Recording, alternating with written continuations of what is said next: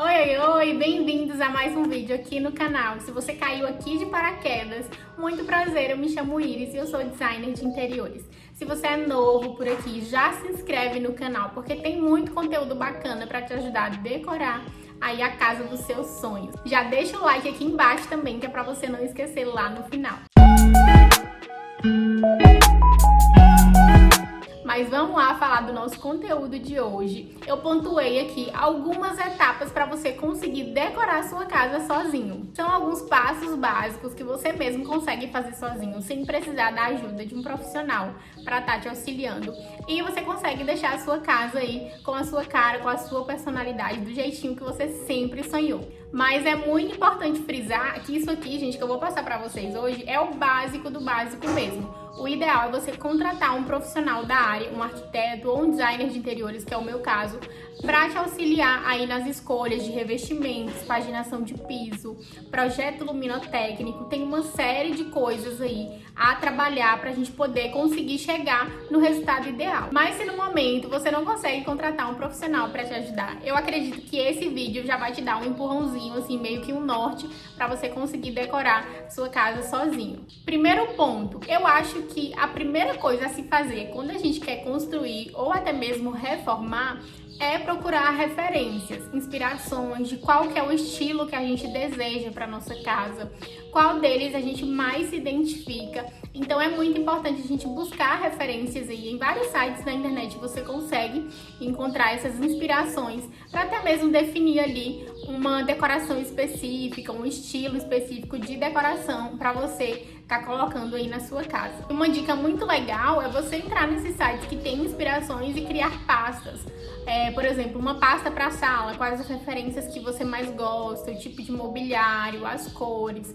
Na cozinha, da mesma forma. E aí você vai criando essas referências até mesmo antes do planejamento financeiro, porque ali na parte das referências você já vai conseguir ter uma noçãozinha do que você vai poder pagar por aquilo ou não. Segunda etapa, eu diria que é uma das mais importantes, que é um planejamento financeiro. Tudo na vida a gente precisa se planejar, não é mesmo?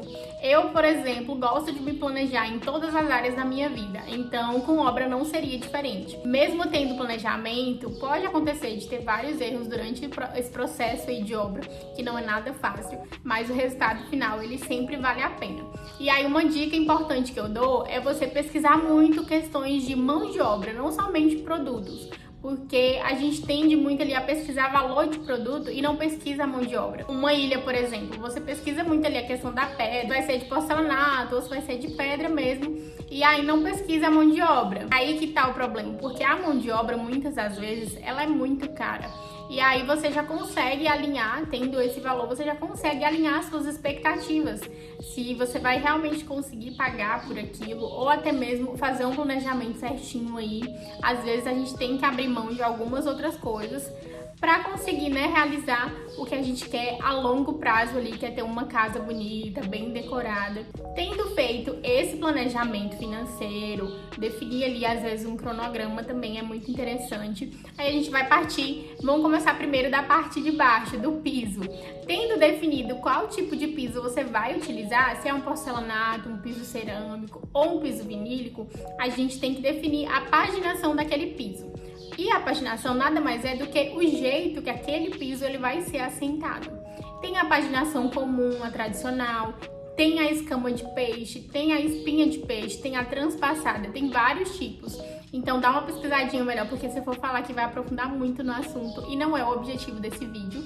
Mas eu vou deixar uma fotinha aqui dos tipos de paginações para vocês entenderem um pouquinho melhor como que funciona. E aí é na hora de definir essa paginação que a gente vai definir onde que vão ficar os recortes.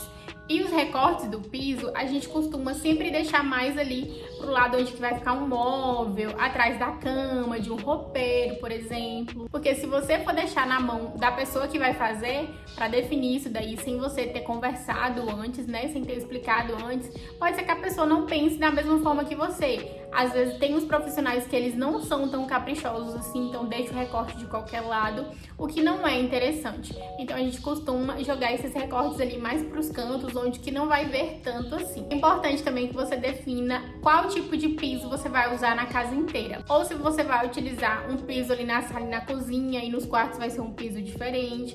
Tem que pensar nessa questão também.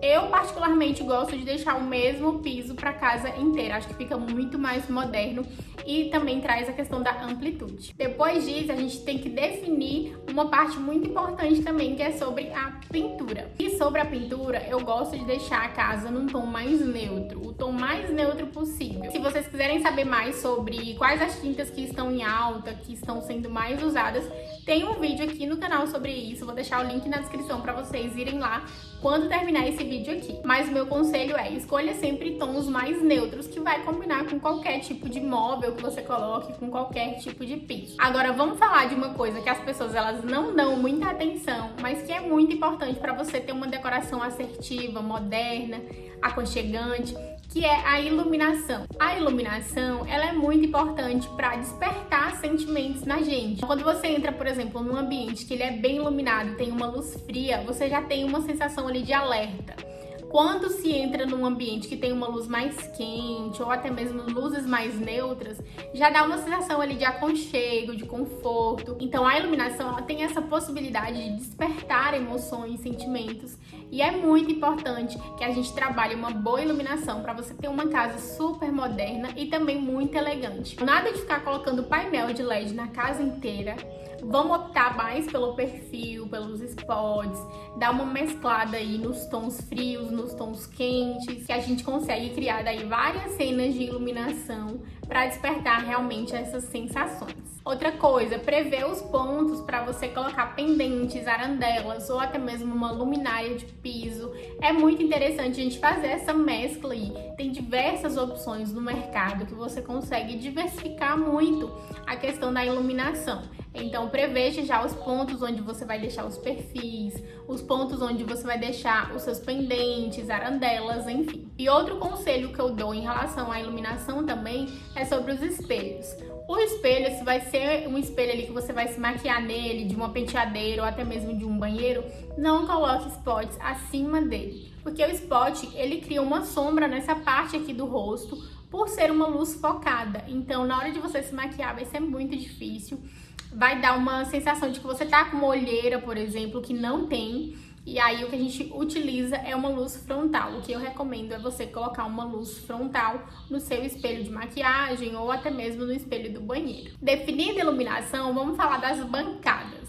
Bancadas são uma parte bem carinha da obra, então a gente tem que pesquisar direitinho. Primeiro, qual é o tipo de material que a gente vai fazer essa bancada? Se é uma ilha, bancada de cozinha, as pias dos banheiros. Então, define o material direitinho. Tem um vídeo aqui no canal também falando sobre isso.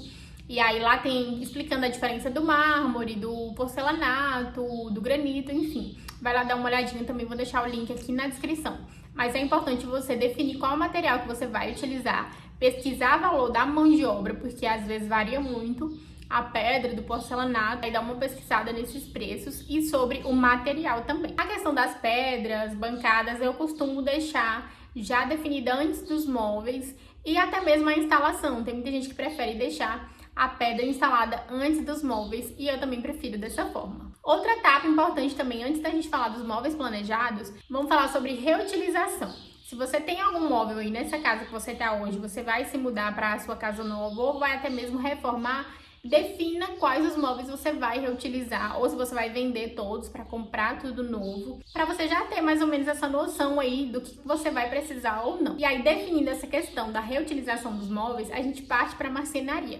O projeto de marcenaria é um dos mais importantes, porque nele a gente vai definir ali, quantas gavetas eu quero, quantas portas, vai ter lixeira embutida, não vai ter, quantidade de espaçamento que você vai ter ali, se vai ter cristaleira ou não, se vai ter uma torre de elétrons. São muitos detalhezinhos e o ideal mesmo é você pagar um projeto, pelo menos dos móveis. Eu, por exemplo, se você não quiser fechar todos os projetos comigo e você quiser fechar só o projeto de móveis, eu faço sem problema nenhum, porque os móveis realmente tem que ser bem planejado, gente. Tem que aproveitar cada cantinho da casa.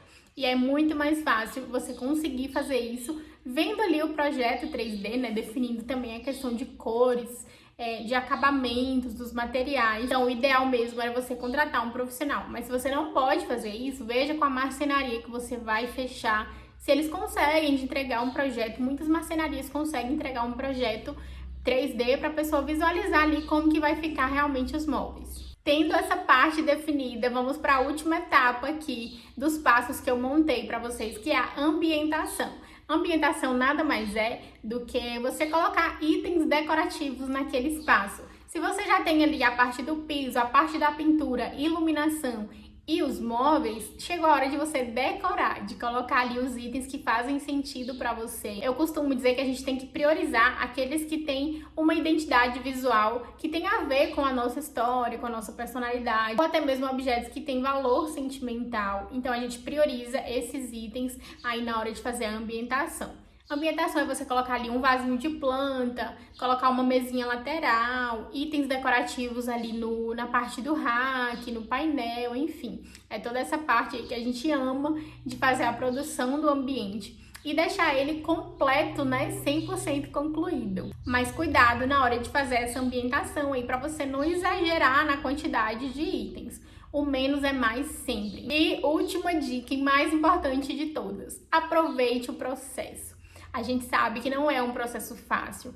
Quem nunca mexeu com obra não tem muita noção de quantos detalhes, quanta dor de cabeça a gente tem para definir certas coisas. Mas eu quero dizer para você que se é o seu sonho, se é uma coisa que você quer muito, invista naquilo, planeje direitinho e aproveite o processo.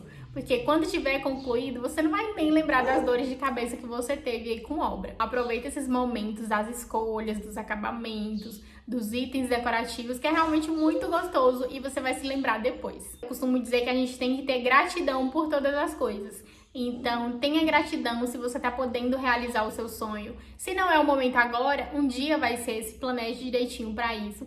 Mas sempre tenha gratidão e aproveite o processo. Então é isso, gente. Eu espero muito ter ajudado com esse vídeo de hoje. Se te ajudou de alguma forma, comenta aqui embaixo que é para mim saber. E se você não deixou o like ainda, deixa aqui que ainda dá tempo.